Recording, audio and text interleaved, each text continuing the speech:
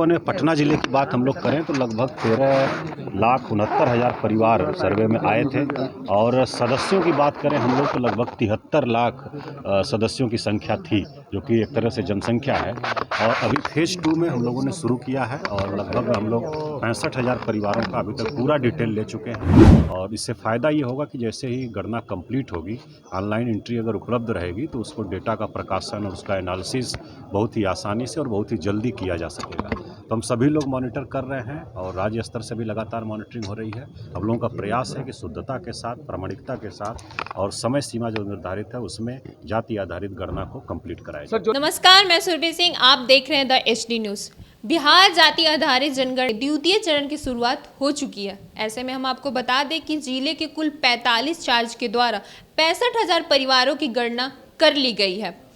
वहीं आपको बता दें कि आज पटना के DM डॉक्टर चंद्रशेखर सिंह जातीय जनगणना के कार्य निरीक्षण के लिए पहुंचे और उन्होंने क्या कुछ कहा, आइए हम आपको सुनाते हैं। ये बिहार जाति आधारित गणना 2022 ये इसका काम चल रहा है। फर्स्ट फेज में हम लोगों ने परिवार का सर्वेक्षण किया था और एक परिवार में कितने सदस्य हैं और कुल कितने घर हैं, भवन हैं, इन सब का सर्वेक्षण हम लोगों ने फेज 1 में किया था।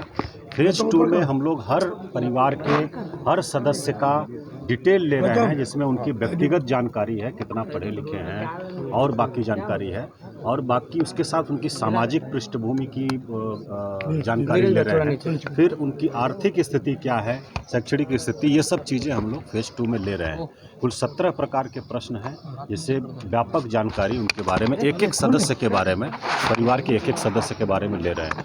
फेज 1 में पटना जिले की बात हम लोग करें तो लगभग 13,69,000 परिवार सर्वे में आए थे और सदस्यों की बात करें हम लोग तो लगभग 73 लाख सदस्यों की संख्या थी, जो कि एक तरह से जनसंख्या है। और अभी फेज 2 में हम लोगों ने शुरू किया है और लगभग हम लोग 65,000 परिवारों का अभी तक पूरा डिटेल ले चुके हैं। एक परिवार की गणना करने में प्रगणक को लगभग आधे घंटे समय लग रहा है, उस हिसाब से चल रहा है। लेकिन हम लोग शुद्धता पर ज़्यादा जोर दे रहे हैं कि डेटा शुद्ध हो, प्रामाणिक हो और हड़बड़ी नहीं करें, आराम से सब सूचनाएं लेकर के एकत्रित करें और भरें। और 2 फॉर्म में चल रहा है, एक तो हार्ड कॉपी में भी प्रपत्र, एक परिवार के लिए पूरा एक प्रपत्र दिया हुआ है और उसमें लगभग 15 सदस्यों का डिटेल भरा जा सकता है। उससे अधिक अगर सदस्य हैं, कोई संयुक्त परिवार है, तो उसमें फिर दूसरा प्रपत्र उनको उपलब्ध कराया जाएगा डिमांड पर। और बाकी उसके बाद हम लोग जो पोर्टल बना है उस पर भी ऑनलाइन एंट्री करा रहे हैं साथ साथ। और इससे फ़ायदा ये होगा कि जैसे ही गणना कंप्लीट होगी, ऑनलाइन एंट्री अगर उपलब्ध रहेगी तो उसको डेटा का प्रकाशन और उसका एनालिसिस बहुत ही आसानी से और बहुत ही जल्दी किया जा सकेगा। तो हम सभी लोग मॉनिटर कर रहे हैं और राज्य स्तर से भी लगातार मॉनिटरिंग हो रही है। हम लोगों का प्रयास है कि शुद्धता के साथ, प्रामाणिकता के साथ और समय सीमा जो निर्धारित है उसमें जाति आधारित गणना को कंप्लीट कराया जाए। सर, जो लोग माइग्रेट हैं या देश से बाहर रह रहे हैं, सवाल वही है कि उनका फिर जनगणना में कैसे? नहीं, उनकी भी गणना की जा रही है। उनके परिवार से पूछ करके, परिवार के लोग अगर बताते हैं कि इतने सदस्य हमारे हैं जो बाहर रह रहे हैं, तो उनसे भी लोग वीडियो कॉल पर बात करके उनका जो डिटेल है वो ले रहे हैं और एंट्री कर रहे हैं।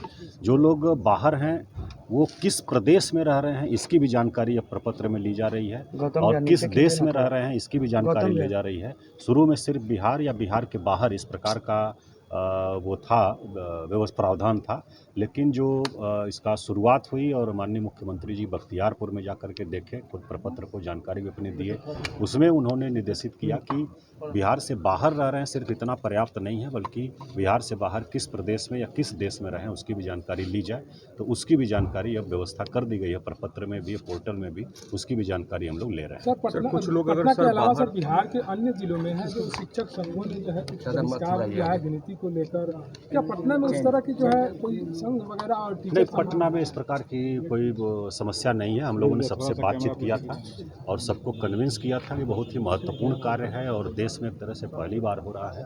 सभी लोगों को इसमें पूरी मुस्तैदी से सहयोग करने की आवश्यकता है और बाकी जो मुद्दे हैं, बाकी जो इश्यूज़ हैं उसको हम लोग मिल बैठ करके देख लेंगे।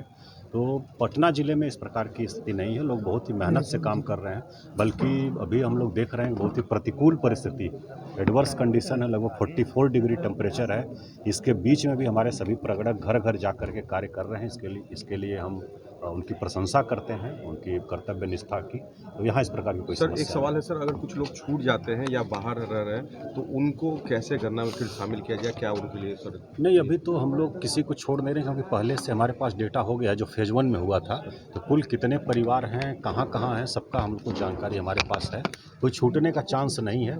अगर इस प्रकार की कोई सूचना हम लोगों को मिलती है तो जो लास्ट फेज हमारा रहेगा कुछ अंतिम कुछ दिनों में, उसमें हम लोग विचार करेंगे। सर, सेकेंड फेज का ये जातीय जनगणना कितने दिनों में, क्या कुछ टारगेट रखा गया? 15 मई तक कंप्लीट करने का टारगेट है और हम लोग प्रयास कर रहे हैं 15 मई तक इसको कर लें। तो आपने सुना कि पटना के डीएम चंद्रशेखर सिंह का कहना है कि जिनका जातीय जनगणना छूट जा रहा है उनका अंतिम चरण में करने के लिए विचार किया जाएगा। इतना ही नहीं, 15 मई तक जातीय जनगणना पूरा कंप्लीट कर लिया जाए, पटना के डीएम का यही लक्ष्य है। वही चंद्रशेखर सिंह ने बताया कि यह कुल कार्य 1 महीना तक चलेगा।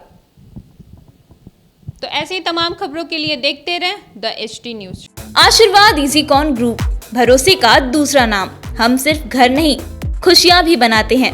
आशीर्वाद रोज वैली, जिसमें है premium flats with all modern amenities. Patna में लेना चाहते हैं अपने सपनों का आशियाना, तो कीजिए हमारे इन नंबरों पर संपर्क।